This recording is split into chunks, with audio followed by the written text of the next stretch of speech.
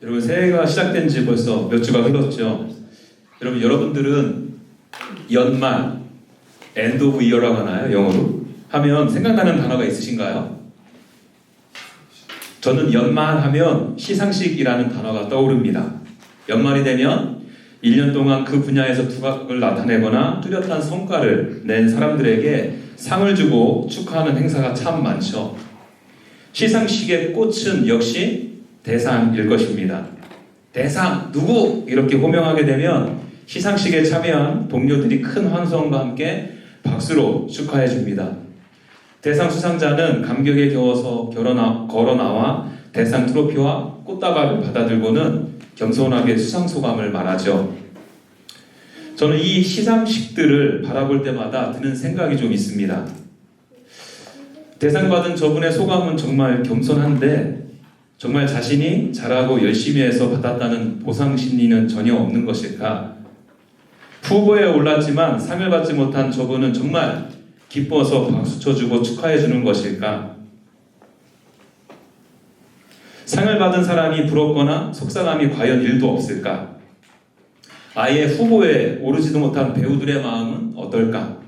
후보는커녕 언제쯤이면 무명 배우에서 벗어날 수 있을까라는 생각들은 하지 않을까? 이런 생각들을 좀 해보게 돼요. 여러분들도 지금까지 살아오시면서 이러한 저러한 상을 받아보신 적이 있으실 것입니다. 여러분들이 상을 받았을 때의 마음은 어떠하셨나요? 1등이 아닌 2등의 자리에 있을 때는 어떠셨어요? 열심히 애쓰고 노력했지만 3등도 되지 못해서 상 받는 친구들을 축하해 주어야 하는 자리에 있었을 때는 여러분들의 마음은 좀 어떠하셨습니까? 초등학교 6학년 때의 일입니다. 저는 초등학교 때 육상부와 씨름부 선수였어요. 제가 잘해서 그런 건 아니고 워낙 학교가 작다 보니까 어지간만 하면 다 선수가 될 수 있었습니다. 한 번은 육상대회에 참가한 적이 있었는데요. 나름 1년 동안 열심히 준비해서 참가했죠. 그때 저는 멀리뛰기와 400m 계주 선수로 우리 학교를 대표해서 출전하게 되었습니다. 멀리뛰기는 총 8번 뛰어서 가장 좋은 기록을 가진 선수가 이제 1등하는 룰이었어요. 저는 7차 시기까지 2등을 하고 있었습니다. 이거 조금만 더 뛰면 1등 할 수 있을 것 같은데 하면서 마지막 시기를 기다리고 있었죠. 이제 제 차례가 된 거예요. 저도 모르게 아작! 기합을 넣고는 촌스럽게 왜 아작 했는지 모르겠는데 그렇게 기합을 그냥 힘차게 넣고는 열심히 달렸어요. 그리고 점프를 뛰었죠. 정말 여러분 믿거나 말거나인데 거짓말처럼 그 전보다 10cm 정도를 더 뛰어서 제가 1등을 하게 되었습니다. 여러분 얼마나 기분이 좋아요? 그런데 그렇게 좋아할 수만은 없었어요. 2등을 한 선수가 너무나도 저를 무섭게 째려고 왔기 때문이에요. 7차 시기까지 1등을 하다가 뒤집혔으니까 그 친구 입장에서는 얼마나 화가 났겠어요. 저도 나름 그 당시 골목대장이었는데 그 친구는 저보다 키가 약 10cm 정도 미터 컸고요. 인상도 얼마나 험악하게 생겼는지 몰라요. 그래서 기분이 좋긴 좋지만 그 친구의 눈치를 보면서 좋아해야 했던 기억이 있습니다. 그리고 나서 그 대회의 백미죠. 400m 계주 시간이 찾아왔어요. 저는 2번 주자였습니다. 그 당시 우리 학교에서 달리기는 1번 주자였던 저 친구와 제가 제일 빨랐어요. 그래서 우리의 전략은요, 1번과 2번에서 확 벌려놓고 그대로 이어서 1등을 하자는 계획이었습니다. 총선과 함께 1번 주자가 스타트를 했죠. 1번 주자가 저에게 바통을 넘겨줄 때 우리 팀은 2등이었습니다.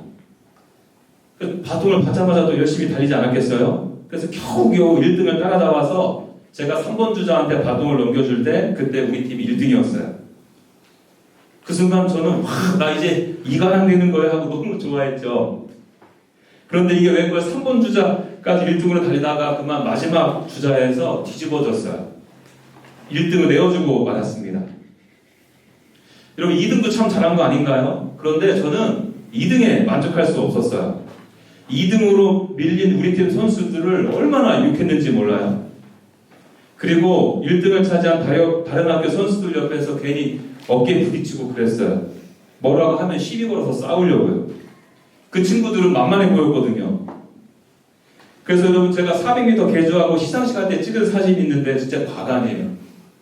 얼마나 5만 가지 인상을 쓰고 있는지 모릅니다. 여러분 저는 그날 2개의 상을 받으면서 2가지 경험을 하게 된 것입니다. 하나는 1등해서 몹시 행복했다는 거예요. 반면에 2등한 친구에게 맞을까 두려움에 사로잡히기도 했죠. 또 다른 하나는 2등해서 불행했다는 거예요.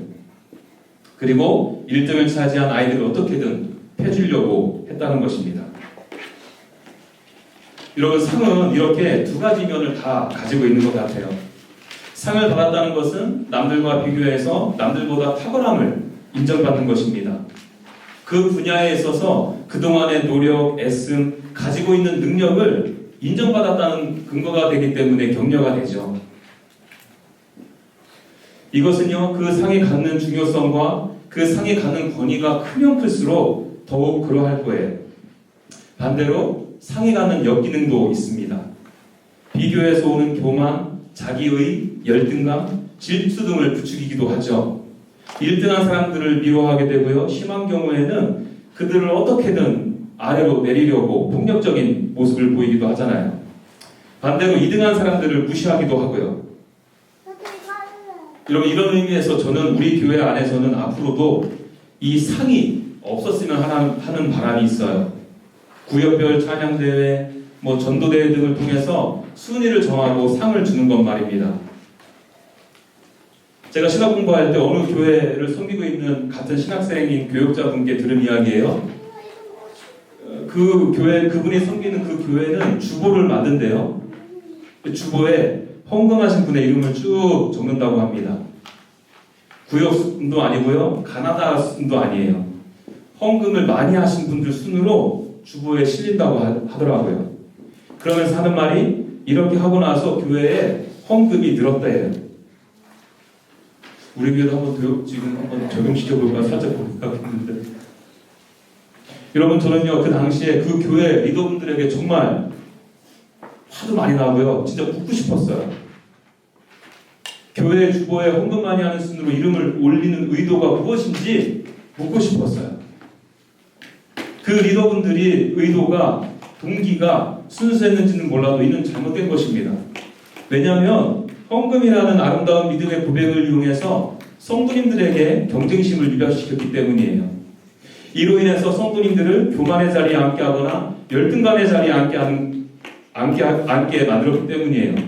여러분 이것은 악한 것입니다. 성도들을 지금 죄짓게 만들었잖아요. 여러분 오늘날 교회 안에 이러한 현상들이 일어나는 원인들이 어디에 있을까요? 저는 개인적으로 이렇게 생각해요. 천국에 가면 주어지는 상급에 대한 관점이 틀어져 있기 때문입니다. 다시 말해서 성경에서 말하는 천국의 상을 세상적이고 세속적인 개념으로 갖고 와서 이해하고 적용하기 때문이에요. 여러분 저는 이번 설교를 준비하면서 이러한 저러한 자료를 좀 찾아보게 되었는데 인터넷에서 재미난 아리글을 보게 되었습니다.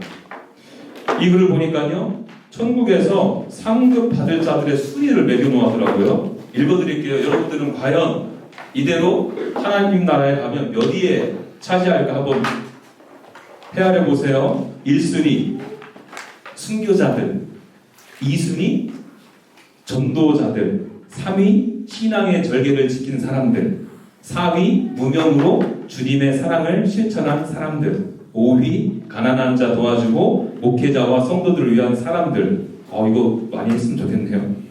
6위 주일학교 교사와 성가대원, 7위 교회 건축자들, 선교관, 봉사관, 기도원 등, 8위 신학교 교수와 선교사들, 9위 농어촌 목회자들, 10위 직분에 충성한 장로와 집사들, 중보 기도자들, 그리고 11위는 부끄러운 구원을 받은 자들.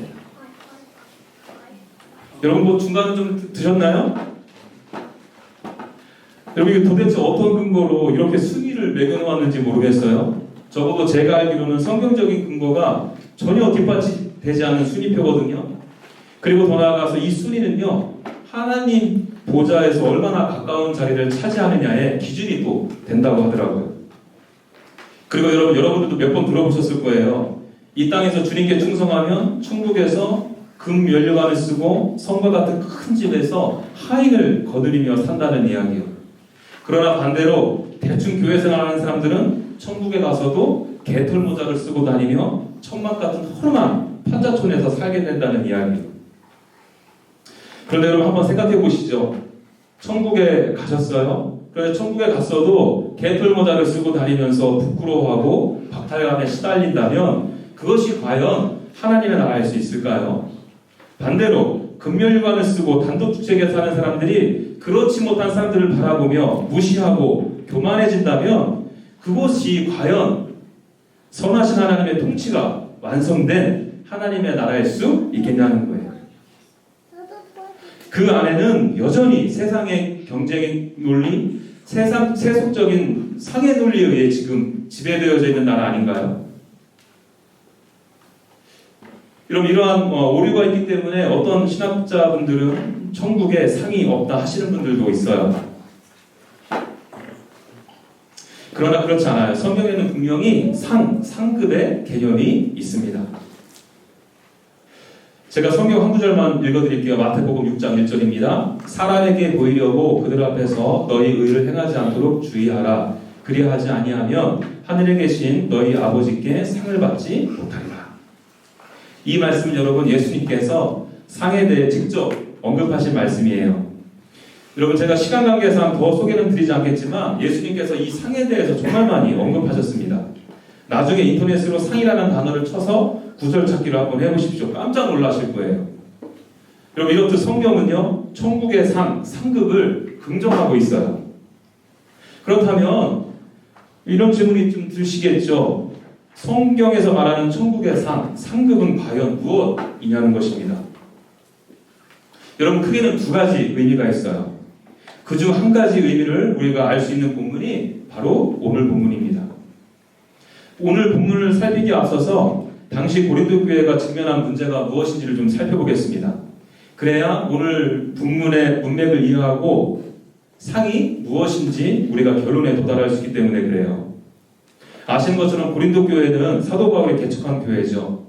바울이 떠나고서 베드로나 또 베드로의 추천서를 가지고 몇 사람들이 사역을 한 적이 있었다고 합니다. 그리고 아볼로도 고린도 교회를 섬긴 적이 있었고요.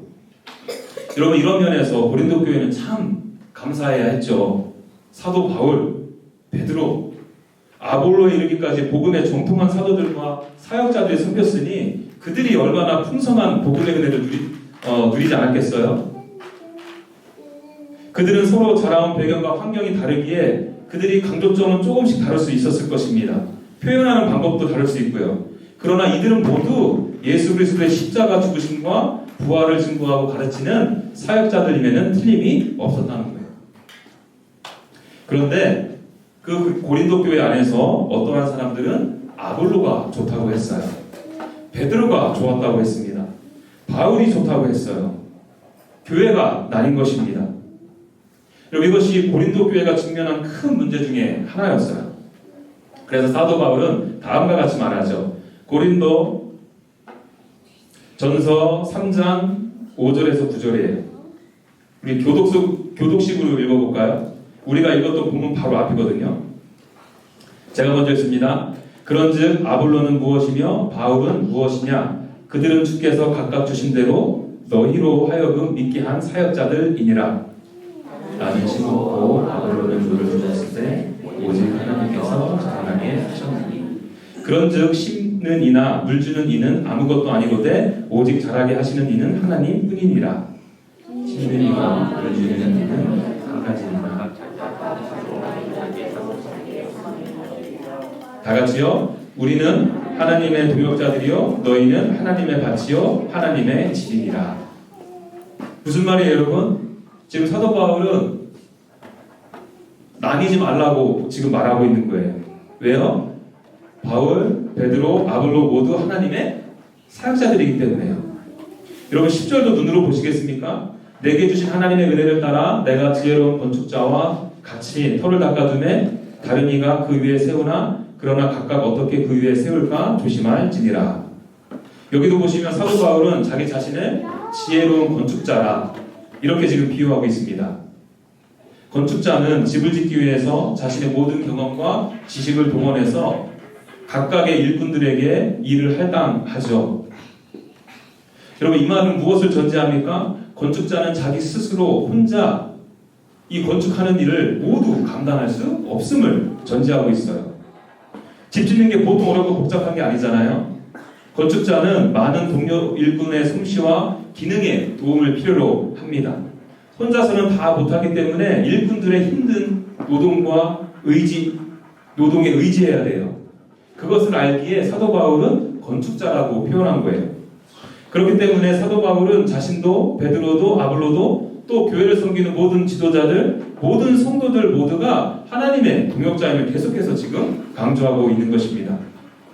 그렇다면 사도 바울이 닦아놓은 터는 무엇을 말할까요? 사도 바울이 개척한 교회이기 때문에 사도 바울의 사역 비전을 가리켜서 터라 말할까요? 그렇지 않죠. 우리가 좀 전에 교독해서 알지만 여기서 말하는 터는 예수 그리스도를 가리킵니다. 여러분, 사도 바울이 갖고 있었던 교회로는 아주 명확했어요. 교회의 본질은 예수 그리스도여야 한다는 것입니다. 이것은요, 교회의 본질이신 예수님께서 베드로에게 하신 말씀이기도 하죠. 예수님께서 제자들에게 부르시잖아요. 너희는 나를 누구라 하느냐? 베드로는요, 주는 그리스도시요 살아계신 하나님의 아들이십니다. 이렇게 고백을 해요. 이 고백을 귀히 들으신 여기신 예수님께서는 내가 이 반석 위에 교회를 세우리니 음부의 권세가 이기지 못하리라. 여기서 말하는 반석은 베드로가 아니에요. 베드로의 신앙 고백이며 그 신앙의 대상이 되시는 예수 그리스도이십니다. 그래서 여러분, 고린도전서 3장 1절에서 10절까지의 말씀을 정리해드리면요, 이런 거예요. 고린도 교회 여러분, 교회의 본질은 예수님이십니다. 그 어떤 것도 예수님을 대체할 수 있는 것이 없습니다. 제가 개척을 했지만 개척하게 하신 예수님께서 그 터가 되십니다. 복음을 선포한 베드로가 아니라 복음이신 예수님이 터가 되시는 것입니다. 예수님을 가르친 아볼로가 아니라 아볼로가 가르친 예수님이 바로 터가 되는 것입니다. 우리는 그저 하나님의 동역자일 뿐입니다. 같은 일을 하는 사람들이에요. 그러니 누가 좋으네 누가 잘났네 하고 나뉘지 마십시오. 지금 이렇게 강조하고 있는 거거든요. 그러고 나서 하는 말이 12절과 13절입니다. 이 말씀 같이 읽어볼까요? 시작!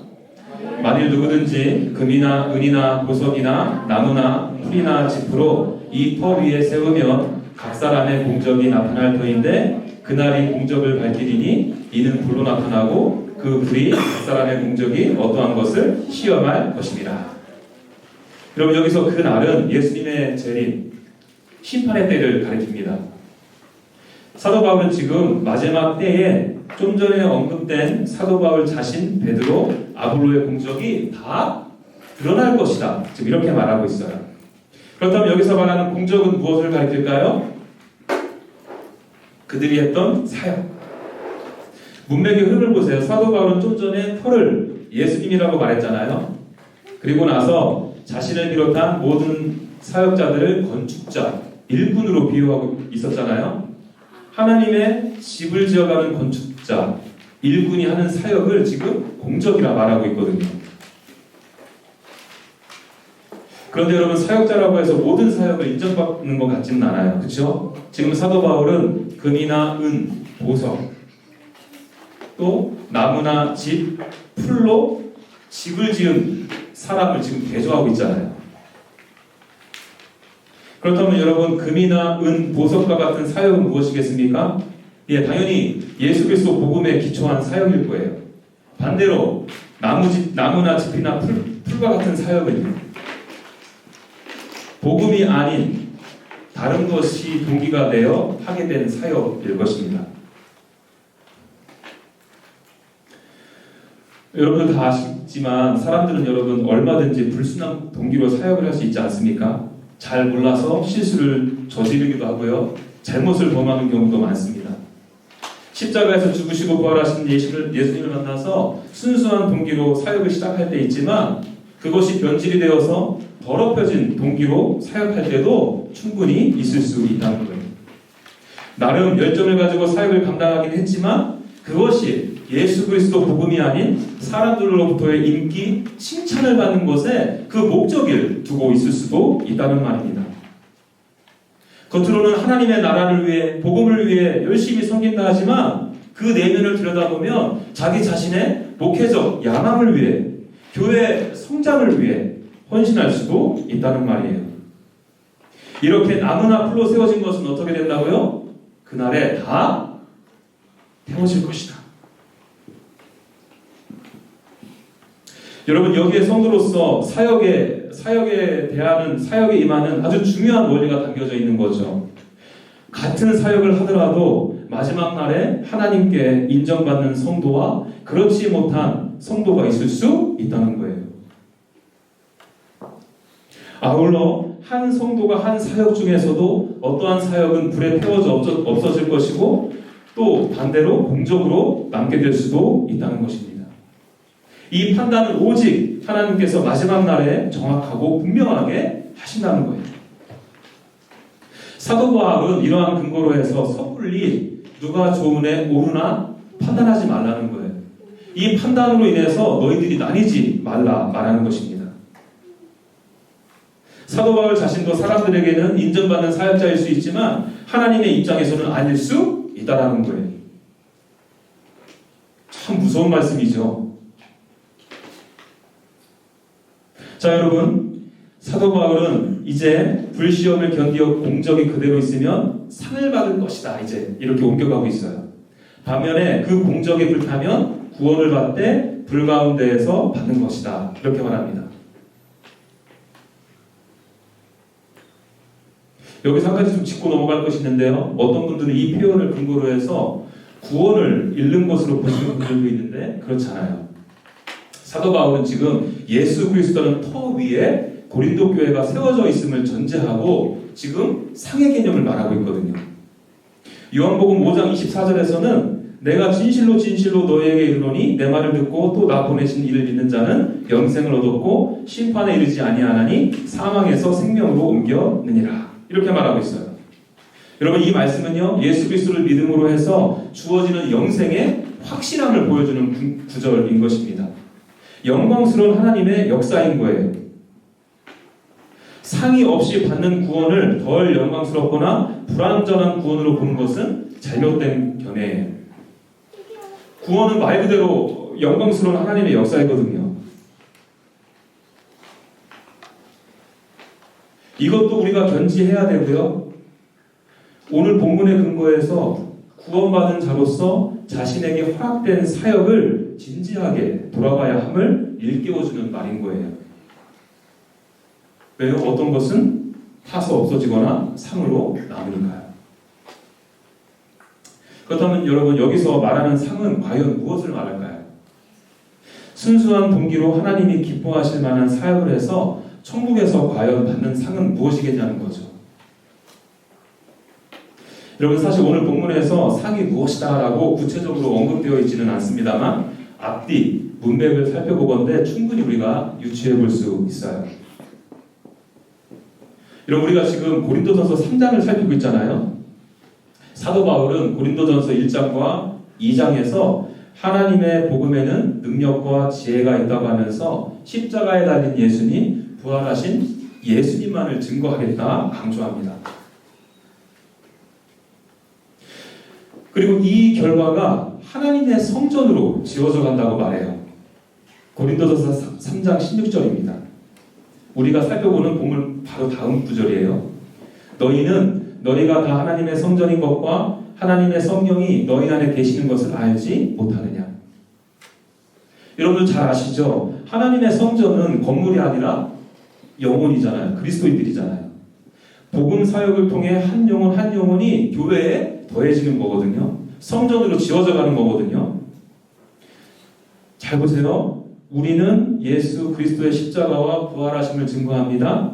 그 결과 하나님의 성전으로 지어져 갈 겁니다 하는 사이에 지금 무슨 이야기가 들어가 있다고요? 건축자와 일꾼, 그리고 공적 이야기, 그리고 상의 개념이 이 안에 끼어들어가 있다는 거예요. 예수님의 십자가 죽으심과 부활하심을 증거하는 건축자 일꾼을 소개하고 있잖아요. 그들의 일의 결과가 상인데 이 상이 무엇으로요? 성전으로 지어져 가고 있다고 말하잖아요. 그러므로 여러분 여기서 말하는 이 상은요, 영혼입니다. 바른 동기와 목적을 가지고 복음을 섬기는 거죠. 그래서 복음으로 낳게 되는 영혼이 바로 상이에요. 같은 편지를 기록하고 있는 고린도전서 9장도 한번 보겠습니다. 9장 18절 말씀입니다. 그런즉 내 상이 무엇이냐? 내가 복음을 전할 때에 값없이 전하고 복음으로 말미암아 내게 있는 권리를 다 쓰지 아니하는 것 이것이로다. 여러분 지금 사도 바울은 이 말씀에서 내 상이 무엇이냐 하고 반문하고 있잖아요. 바울은 고린도 교회에 자비량으로 지금 사역을 하고 있었어요. 텐트 메이킹을 했단 말입니다. 또 바울은 빌립보와 마게도냐에 있는 교회들로부터 섬김을 받고 있었어요. 여러분 이러한 상황에서 고린도 교회로부터 사례를 받게 되면 이중으로 사례를 받게 되는 건 아니겠어요?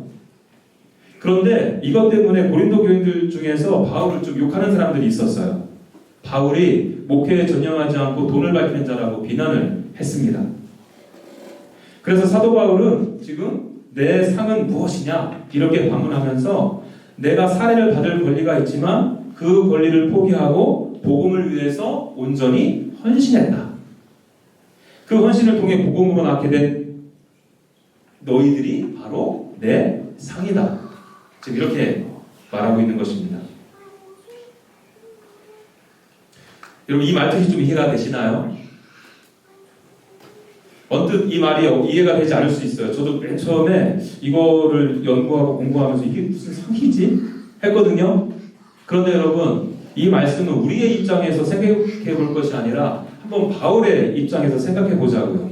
바울의 입장에서 생각하면 충분히 그럴 수도 있겠다는 생각이 든다는 거죠. 같은 고린도전서 4장 15절에서는 바울이 이렇게 말합니다. 그리스도 안에서 일만 스승이 있으되 아버지는 많지 아니하니 그리스도 예수 안에서 내가 복음으로써 너희를 낳았음이라. 이렇게 말해요. 여러분 이 말씀에서 우리는 사도 바울이 고린도 교인들을 어떻게 이해하고 생각하고 있는지를 눈여겨봐야 해요. 사도 바울은 고린도 교인들을 가리켜서 스승과 제자 사이라 말하지 않아요. 아버지와 자녀의 관계로 지금 보고 있거든요. 그리스도 예수 안에서 내가 복음으로써 너희를 지금 낳았다. 이렇게 말하고 있습니다. 여러분 대부분 자녀가 있으시니까 한번 생각해 보시죠. 아이를 갖게 되었을 때 얼마나 기쁘고 감격스러웠나요? 그리고 많은 정성과 사랑으로 양육하셨죠. 또 그 아이들을 위해서 많은 것들을 희생하고 포기하셨잖아요. 눈물과 기도로 보살펴가며 또 들여다보며 키워내셨잖아요. 여러분 이렇게 장성한 아이들이 나중에 엄마, 아빠 그동안 키워주셔서 너무 감사합니다. 여러분 이런 고백을 하면 이 고백을 듣는 부모 입장에서는 정말 세상을 다 가진 것만큼 기쁘지 않았겠냐는 거죠. 너가 이렇게 잘 자라준 것만으로도 아빠는 너무 좋다. 엄마는 너무 행복하다. 이러지 않겠냐는 거죠. 물론 이런 고백과 함께 용돈까지 좀 던져주면 더 좋겠지만 마지막 무슨 포인트였는데 여러분 그냥 잘 자라준 것 자체가 고맙고 기쁘고 감사한 것 아닌가요? 여러분 잘 자라준 아이들이 부모에게는 그게 바로 상이잖아요. 고린도 교인들 영혼을 바라보는 바울의 심정이 지금 이러했다니까요. 사도 바울에게 있어서 복음으로 나온 고린도 교인들이 바로 상인 것입니다. 복음 사역을 통해 복음으로 새롭게 되고 회복된 영혼들을 천국에서 만난다 생각해 보세요. 바울 선생님 그때 선생님이 복음을 전할 때는 전혀 믿어지지 않았어요. 그런데 나중에 회심하고 나니 바울 선생님의 말씀에 생명의 말씀임을 깨닫게 되었어요. 바울 선생님의 눈물의 기도와 섬김으로 제가 또 하나님을 깊이 알아가게 되었어요. 여러분 이것만큼 바울에게 있어서 큰 상은 없었을 거란 말이죠. 좀 전에 제가 인용해드린 말씀인데요. 마태복음 6장도 한번 펴서 보시겠습니까? 예수님께서 하신 말씀인데 한번 펴보죠. 마태복음 6장 1절.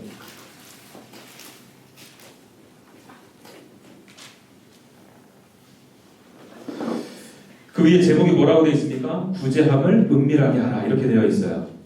여기 이 말은 굳이 하라는 말입니까? 하지 말라는 말이에요? 예. 주님께서 주신 물질, 마음으로 영혼들을 섬겨야 한다는 것입니다. 그러나 사람에게 보이려고 너의 의를 위해서 사람에게 영광을 받으려고 자랑하려고 나팔을 불지 말라. 지금 이렇게 말하고 있어요. 이러한 의도로 너희들이 만일 구제를 했다면 너희들은 이미 상을 받은 것이다. 이렇게 말하거든요. 왜요? 그 구제를 통해서 내가 벌써 높아졌잖아요. 내가 높아지면 상을 받았기 때문에 이미 상을 받았다 말하는 거예요. 여러분, 이러한 표현들과 반대되는 개념이 바로 천국의 상.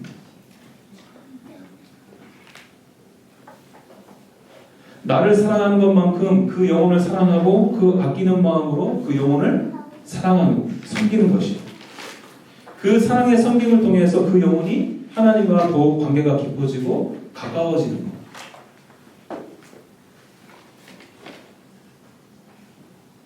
그런 의미에서 여러분, 저는 성경에서 의미하는 상의 첫 번째 의미는요, 복음으로 새로워지고 회복된 영혼들이라 감히 말씀드리고 싶습니다.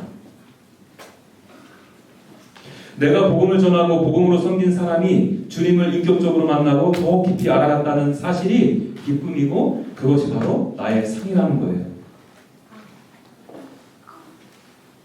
여러분, 저는 이런 의미에서 저와 여러분들이 섬기는 이 교회, 그리고 교회인 여러분들이 이 상을 바라는 분들이 되어지길 소망해요. 여러분, 그러기 위해서 우리에게 필요한 것이 무엇일까요? 먼저는요, 하나님을 바로 알아야 돼요. 성경 말씀을 올바로 이해하는 것입니다. 예를 들어서 여러분, 하나님께 영광 돌려드리는 삶의 의미를 생각해 보죠. 여러분, 우리는 하나님께 영광 돌려드리는 삶이라 하면 세상에서의 1등, 성공, 잘남, 높은 위치, 유명해지는 것이라고 여기는 경우가 참 많습니다. 교회적으로는요, 교회 건물의 어떠함, 성도들이 모이는 숫자, 헌금의 액수로 그것을 통해서 하나님께 영광 돌려드린다 말하는 분들이 참 많아요. 아니요. 성경을 잘 보시면요, 하나님께 영광 돌려드린다는 것은요, 그런 의미가 아닌 것이에요. 1등을 하는 것이 하나님께 영광 돌려드리는 것이 아닙니다. 여러분, 성경에서 말할 때 이 하나님의 영광은요, 하나님의 모든 성품의 총합체를 하나님의 영광이라 말하거든요. 하나님의 선하심, 사랑, 은혜, 공의로우심, 거룩하심, 크심, 위대하심, 이루 말할 수 없는 모든 성품을 총합 다 더해놓은 것을 하나님의 영광이라고 한단 말이에요. 그렇기 때문에 여러분, 하나님께 영광 돌려드린다는 것은요, 하나님을 즐거워하고 기뻐하게 하나님과 갖는 사귐과 교제 속에서 내 삶을 통해 나의 신앙의 인격이 하나님의 형상을 드러내는 것입니다. 내 삶을 통해 하나님의 성품이 드러나는 것이죠. 존귀히 여기고 사랑하는 존재와 함께하면 할수록 닮아가잖아요. 예, 그게 바로 하나님의 영광을 리플렉션, 반사해서 보여주는 것이에요.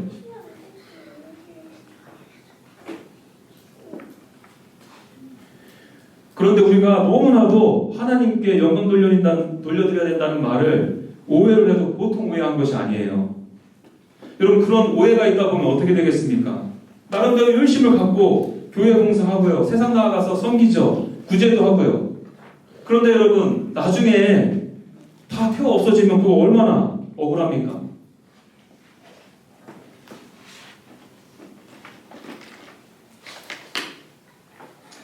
그렇기 때문에 여러분, 우리가 정말 성경 하나님을 제대로 알려고 애써야 돼요. 단순히 지식적인 알이 아니라 머리로 아는 하나님이 아니라 가슴으로 내려와야 합니다. 가슴으로 알게 된 하나님을 입술을 통해서 증거해야 되고요. 내 손과 발을 움직여 그 하나님의 형상을 드러내야 해요. 전도사님, 저는 성경도 많이 알고요, 하나님도 제대로 아는데요, 하나님께서 들으시기에 무슨 섭섭한 말씀을요. 우리는 지금 하나님을 겨우 희미하게 알고 있습니다. 천국에 가서도 영원토록 알아가도 끝이 없으신 분이 하나님이세요. 그런데 감히 그분을 다 아신다고요? 우리 하나님 앞에서 정말 겸손해야 돼요. 그리고 이 겸손함을 가지고 하나님을 더 인격적으로 알아가길 소망합니다. 하나님을 갈망하고 간구하는 삶을 추구하셔야 한다는 거죠. 그리고 여러분, 하나님을 알아가는 것과 더불어서 우리에게 필요한 것은요, 늘 사역의 동기를 묻는 것이에요. 내 스스로에게. 좀 전에 말씀드렸잖아요. 같은 사역을 해도 어떤 사역은요, 불에 태워 없어지고 어떤 사역은 공적으로 남기 때문입니다. 그럼 겉으로 보기에 아무리 좋은 사역이라 할지라도 내 내면 깊은 곳에서 이 사역을 하는 이유, 동기, 목적이 어디에 있는지를 늘 살피셔야 합니다. 그 동기가 철저히 우리의 터가 되신 예수 그리스도 복음이어야 한다는 거예요. 하나님을 향한 순수한 사랑이어야 한다는 것입니다. 여러분, 저는 오늘 성경에서 의미하는 상의 의미, 그 첫 번째를 살폈어요. 이미 살핀 대로 천국에서의 상급은 이 땅에서의 성공도 아니고요, 천국에서의 차별적인 대우도 아닙니다. 천국의 상급이 세상적이고 세속적인 의미와 상을 의미하는 것이라면 그것은 천국이 아닐 것이에요. 천국에서의 상은 복음으로 낳은 영혼들입니다. 그리고 여러분들이 하나님을 사랑하는 그 마음으로 섬긴 영혼들이에요. 여러분, 우리 교회가 복음을 통해 하나님을 알아가고요, 그 안에서 우리가 서로 사랑하고 섬기고 희생하여 지체들과 함께 지어져 가기를 바랍니다. 아울러서 교회 밖에 있는 영혼들도 동일한 마음으로 섬기셨으면 좋겠어요. 여러분, 당장은 사람들에게 칭찬은 받지 못해도, 높임은 받지 못해도 그날에 하나님께서 그러한 저와 여러분들, 우리 교회를 인정해 주실 거예요. 그날에 타지 않고 남은 그 영혼들이 저와 여러분들의 상이 될 것입니다.